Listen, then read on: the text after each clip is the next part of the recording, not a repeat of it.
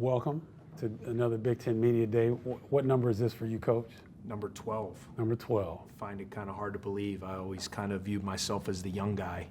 And now someone told me I was the fourth longest tenured coach in the conference. So makes you feel old real quick. Fourth longest tenure. That means you've had a lot of success. Oh, I don't know about that. It means I've been surviving. Yeah. Well, me personally, I think this is the golden era of Northwestern basketball. What's been the key to the sustained success, Coach? I think just kind of figuring out our identity.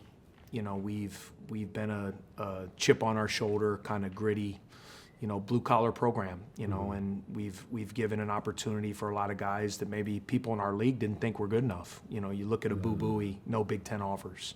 Brooks Barnheiser, no Big Ten offers. Nick Martinelli, Matthew Nicholson, guys, but we believed in them. We knew they were our kind of guys. You play them as young players, you get better, and all of a sudden that chemistry, that camaraderie, that toughness, that chip on the shoulder attitude, starts paying off with wins. And, to see that kind of come to fruition and kind of become the identity of our program is something that I've been really proud of. You have to replace arguably the best player in program history in Boo Buie. How do you go about doing that? It's not going to be easy. I wish there were more COVID years. He became such a special player, and not just in the leader he was, but also the clutch player. There's so many close games in the Big Ten. And we knew when we got to that last 4 minutes, we had the ultimate closer, and which brought us a lot of great wins. And so we'll have to play a little bit differently, no question about it. But that's what college basketball is, right? You're not going to have a guy for 10 years. Right. You have a window, and the good programs, that's what they do. They sustain it. Great players leave, and other guys step up. And you get to the point where the names change on the back of the jersey, but when you have a program that's sustainable, hopefully guys step up, new leaders emerge, guys get better, and you figure out how to still win. You talk about sustainability. You guys bring back the most minutes in the conference this year? Yes. Why is that being overlooked, do you think? I don't know. It's something we are taking pride in today's day and age. Sure. Of player movement and transfer portal to have 6 guys return off last year's NCAA tournament team that a lot of other people would have wanted, right? In today's day and age, for all those guys to say, I want to stay. I love what we're doing here at Northwestern. This is my home. This is my program. I want to stay the course. I want to fight for even more. That was huge for us. We guys like Brooks Barnheiser, Ty Berry, Matt Nicholson, for those guys to come back now as seniors and lead the way. We're going to need that. We're not going to be a team. We're going to sprinkle in the portal a little bit here and there, but we can't be a portal-heavy program. We're going to be a program that has continuity, guys who stick together, guys who learn how to play together over years, and hopefully that can help you win against really highly talented teams that you're going to see in this conference. What have the NCAA wins the last couple of years done for the how players view Northwestern? What has it done for your program? Yeah, I think we've always been trying to fight for relevancy and respect. That's what you want when you go to a place maybe that hasn't had that tradition or winning throughout the years.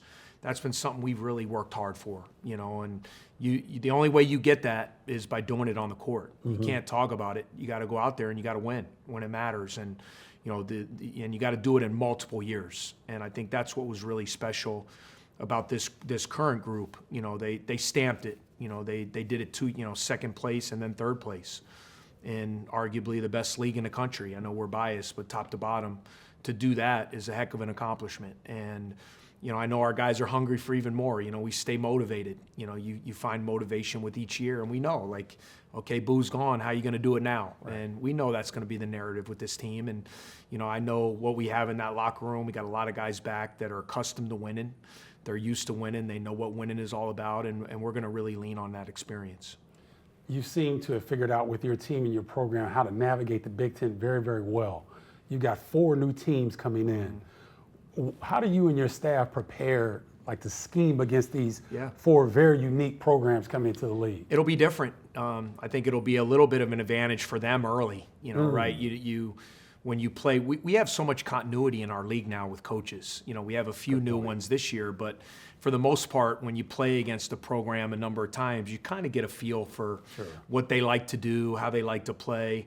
Now we got 4 tremendous programs coming in, great programs, great coaches, a lot of really good talent, new venues to play in. It's going to be a new road trip, you know, going out, different hotel. You get used to being in the Big Ten, you know, hey, this is where we stay, this is where we eat.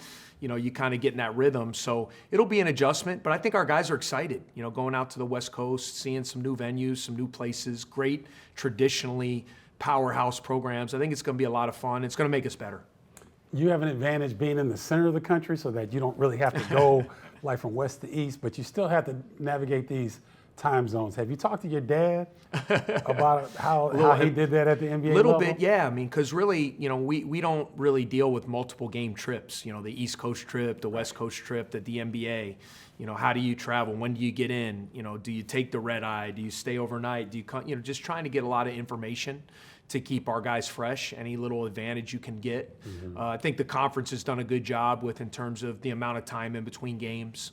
You know, we've really done, you know, there really aren't any one day, you know, carryovers. You always have a couple days to kind of get refreshed and rejuiced and ready to go, but it'll be different. And I'm looking forward to it though. I mean, I think you try to lean on people that have been there and have done it in other leagues, pro leagues, whatever it may have you, but until you actually do it yourself, that's how you figure it out.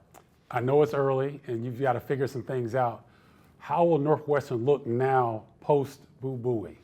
Yeah, you know, we'll have to play a little bit different. You know, when you have such a dynamic point guard, the ball's going to be in his hands a lot. Sure. You know, and he had it a lot. He made a lot of plays for us, a lot of pick and rolls. I think with the personnel we have now, you might see a little bit more off-ball movement, cutting, moving the ball, maybe a little bit less pick and roll at times, but playing to the strengths of Brooks Barnheiser, of Ty Berry, of Nick Martinelli. You know, I think that's what you have to do as a coach, right? You have to see what your best guys can do, and you got to build a system around them. You know, I think what won't change is kind of the toughness, you know, the defensive identity we have, the grittiness. You know, I think people know when they play us, we're going to show up, we're going to play hard for 40 minutes, and that's got to be a non-negotiable for us this year as well.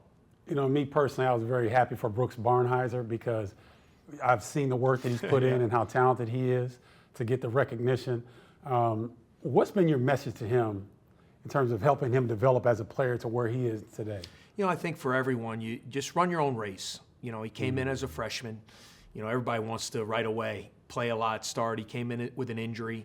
He had a rough freshman year. You know, he came in a little bit hurt. He didn't really play, wasn't in the rotation. You know, he knew he was in the right spot. He had a great summer, came back as a sophomore, you know, became an integral part of an NCAA tournament team, then parlayed it into an all-conference season as a junior and first-team all-defense. So all he's done is gotten better. You know, he's a son of a coach. He's a competitive gym rat, tough as a you-know-what kind of guy. He's someone you want on your side. You know, he's going to do whatever it takes, and all he wants to do is win. And, you know, I'd be hard-pressed to find 5 to 10 better players in this league because he does it all. He scores, he rebounds, he distributes, he plays defense. He's tough, he leads, and he wins. And put a guy like that on my team any day. Is there a ceiling at Northwestern, do you think? I hope not. You know, for me, obviously, when I came to the program, everybody wanted to go to the tournament. Sure. You know, it never happened. Sure. And that was a great goal, you know, and we were able to get there, you know, and we won a game. And now we've gotten there 2 more times, and we've won a game.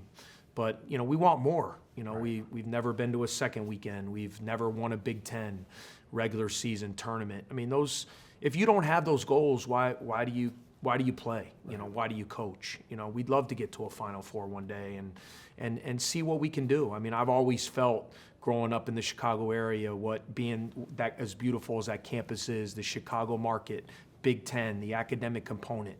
You know, now you see what Welsh Ryan has become as an atmosphere. You know, why can't we keep pushing it? Why can't we get better? And I know that's what drives me to stay at Northwestern, is to see how far we can take this thing. Are your veterans this year looking for a Big Ten title?